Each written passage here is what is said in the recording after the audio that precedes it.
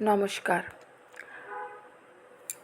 আজকে আমরা সবাই একত্র হয়ে স্নান সেরে তারপরে গুছিয়ে রাম ঠাকুর বাড়ি রওনা হচ্ছি। তো যেই কথা সেই কাজ, অটোতে আমরা উঠে বসলাম। তারপরে আমরা যাচ্ছি সেই রাম ঠাকুর বাড়ি।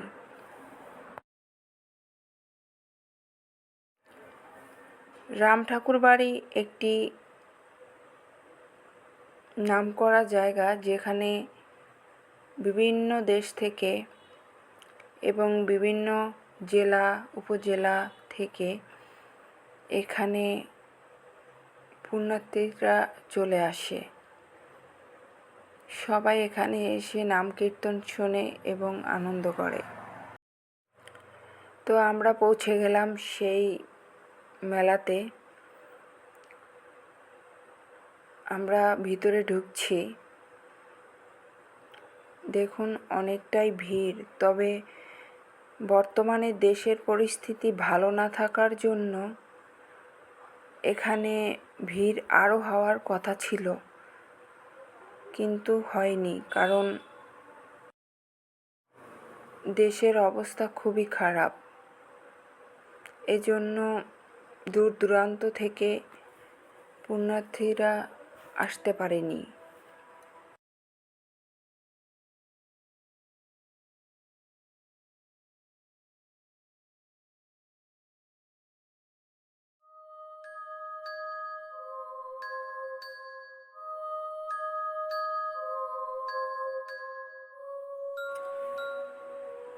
এটা হচ্ছে রাম ঠাকুর বাড়ির একটি বিশাল পুকুর।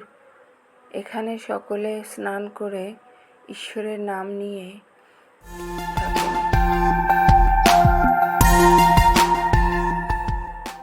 এখানে নাম কীর্তন হচ্ছে এবং একটু পরে আরতি শুরু হয়ে যাবে, ভোগ আরতি।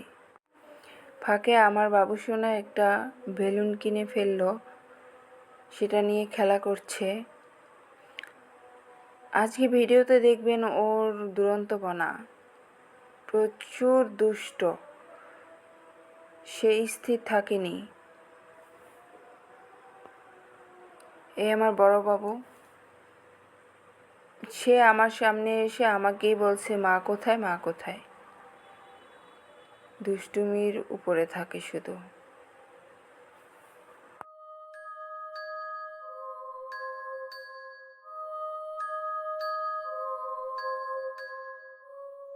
একটু পরে ভোগ আরতি শুরু হয়ে যাবে।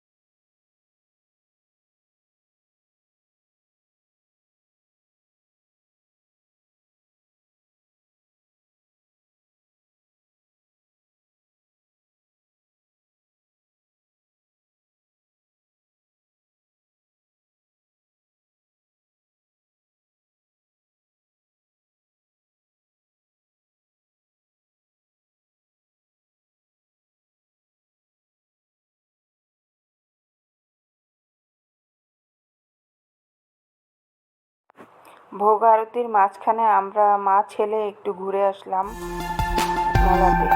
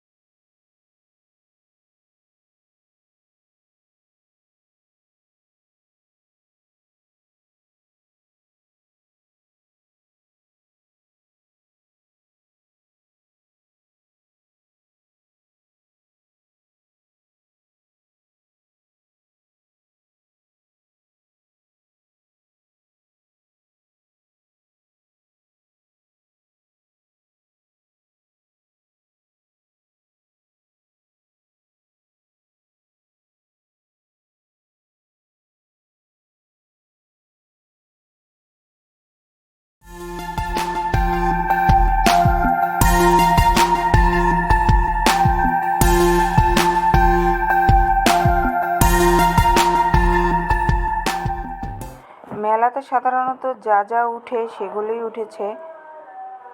তো ভালোই লাগলো ঘুরতে। ঘোরা শেষে আমরা একটু মন্দিরে গিয়েছিলাম।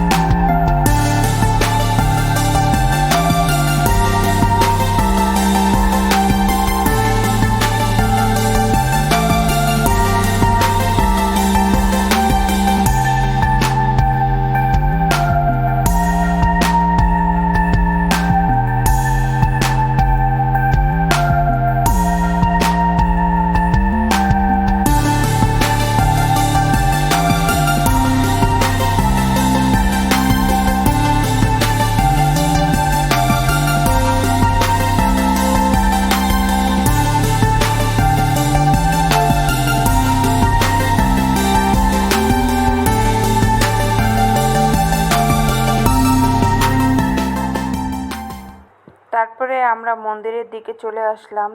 এসে দেখি ছোটবাবু তার বাবাকে খুব জ্বালাতন করছে, এদিক সেদিক দৌড়ে যাচ্ছে।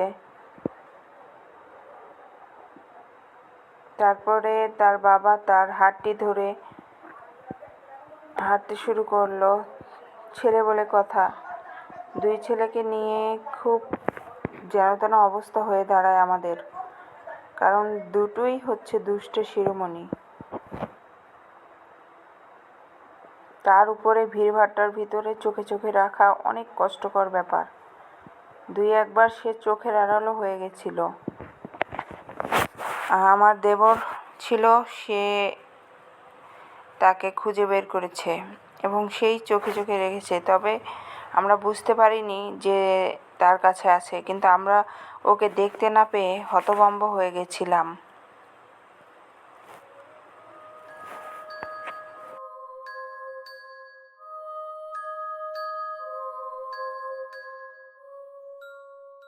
তারপরে একটু নাম কীর্তন শুনলাম।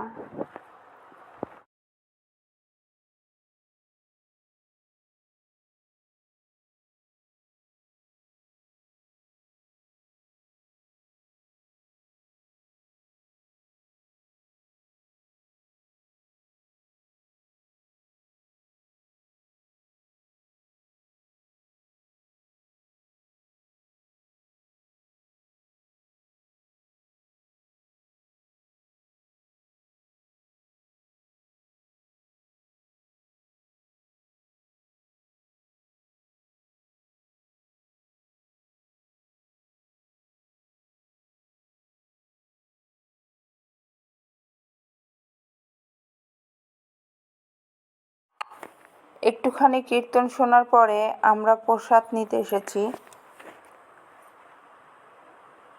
সবাই লাইন বেঁধে বসে পড়লাম, কিন্তু এখানে প্রচণ্ড রোদ ছিল।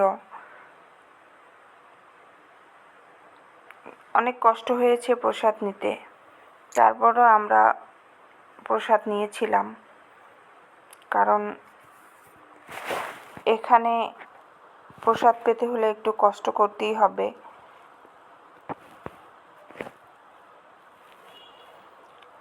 প্রসাদ নেওয়া শেষে আমরা একটু আচার খেতে এসেছি।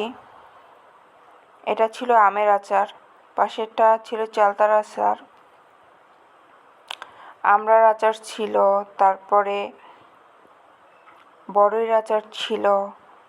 এখানে বিভিন্ন ক্যাটাগরির আচার ছিল, যেগুলো সুমিষ্ট ছিল, বাট এগুলো স্বাস্থ্যকর নয় আমাদের জন্য। তারপরও আমরা এগুলো খেয়ে থাকি। কি বলবো, আমিও 4 পদের আচার টেস্ট করেছিলাম। হ্যাঁ, যথেষ্ট ভালো ছিল, টেস্টি ছিল, কিন্তু হেলদি ছিল না। তারপরও আমরা মুখরোচক বলে খাই। তারপরে আমরা একটু কেনাকাটা করলাম।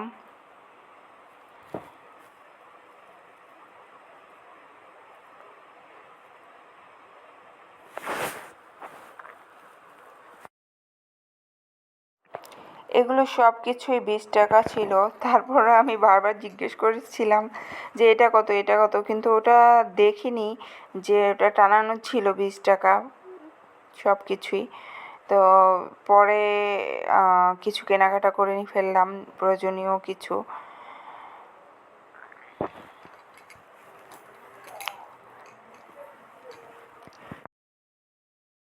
এখানে আমার ছেলেটি একটু বার্গার খেলো।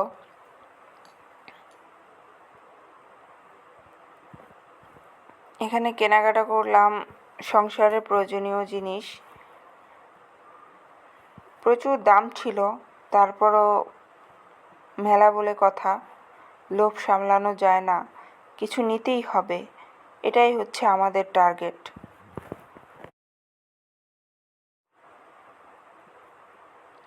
এগুলো নিয়ে নিলাম। তারপরে চলে আসলাম সেই ঢোলের কাছে, যে আমার ছোট বাবুর জন্য একটা ঢোল নেওয়ার খুব বাসনা ছিল গত বছর। তো গত বছর আসতে পারিনি বিভিন্ন কারণে, তো এবার চলে আসলাম। তো ঢোলটা নিয়ে নিলাম আমরা। একটু পরেই দেখা হলো আমার বোনের সাথে, মামাতো বোন বলে কথা। তো সেই বোনের মেয়ে ছিল, বরমশাই আবার দুজনকেই নিয়ে নিল। তারপরে আমরা কুলফি আইসক্রিম খাওয়ার জন্য রওনা হলাম। আসলে মেলা তো মেলাই হয়, তাই না?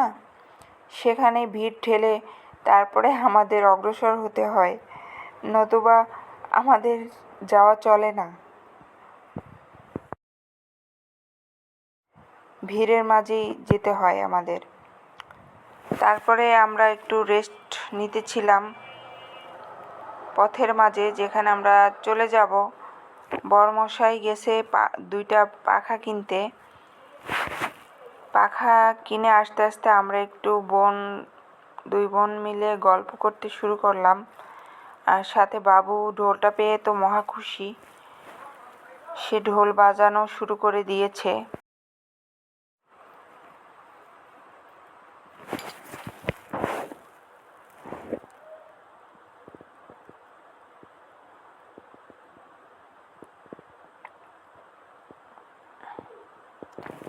আমার ছোট বাবুটা অনেক অনেক দুরন্ত, যে কারণে ওকে কন্ট্রোল করে রাখা এবং চোখে চোখে রাখা অনেক টাফ ব্যাপার হয়ে দাঁড়ায়। তারপরে আমরা গাড়িতে চড়ে বসলাম বাড়ির উদ্দেশ্যে।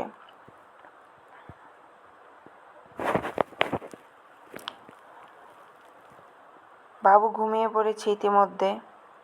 তারপরে আমরা একটু চিন্তা করলাম একটু কিছু খেয়ে নেই। ফুচকা হাউসে চলে এসেছি। তো সেখানে এটা ছিল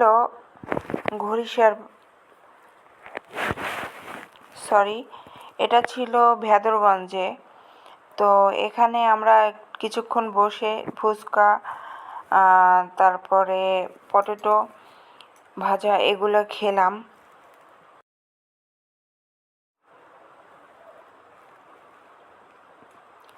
আসলে আজকের দিনটা ছিল খুবই অসাধারণ।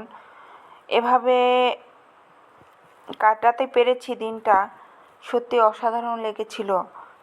তো কারণ আমি সচরাচর বের হওয়া হয় না আমার। এভাবেই আমি দিনটাকে সেলিব্রেট করেছি। ভালো থাকবেন আপনারা সকলে।